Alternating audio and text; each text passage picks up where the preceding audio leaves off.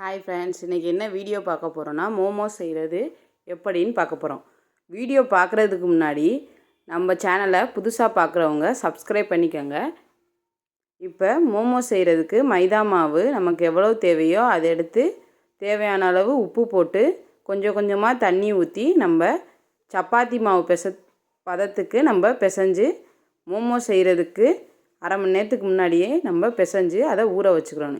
இப்போ மோமோஸுக்கு நம்ம போட வேண்டிய காய்கறி என்னன்னு பார்க்க போகிறோம்.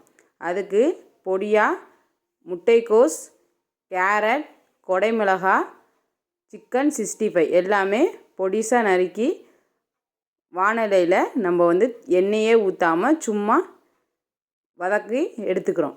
இப்போ அதுக்கு தேவையான சட்னி எப்படி செய்கிறதுன்னு பார்க்கணும். தக்காளி 2, 6 வரமிளகா, காஞ்ச மிளகா 6, அதுக்கு ஒரு துண்டு புளி, இதையும் போட்டு நல்லா வேக வச்சு நமக்கு அது தேவையான அளவு உப்பு போட்டு மிக்சியில் அரைச்சி எடுத்தோம்னா சட்னி தயாராகிடுச்சு ஃப்ரெண்ட்ஸ். இப்போ மோமோஸ் எப்படி செய்கிறதுன்னு பார்க்கலாம். மோமோஸுக்கு நமக்கு மைதா மாவுக்கு பதிலாக நீங்கள் கோதுமை மாவும் சேர்த்துக்கலாம். இப்போ நான் மைதா மாவில் செஞ்சால் தான் செய்கிறதுனால நம்ம கடையில் சாப்பிட்ற டேஸ்ட்டுக்கு அப்படியே இருக்கும்.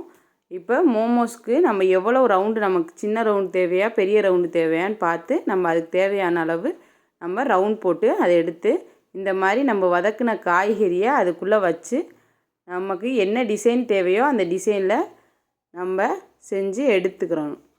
இப்போ இட்லி சட்டியில் தண்ணி ஊற்றி நமக்கு ஆவி வந்ததுக்கப்புறம் நம்ம செஞ்சு வச்சுருக்க மோமோஸை 10 நிமிஷம் வச்சு எடுத்தோம்னா மோமோஸ் தயாராகிடுச்சு ஃப்ரெண்ட்ஸ். நீங்களும் இதே மாதிரி உங்கள் வீட்டில் செஞ்சு பாருங்கள்.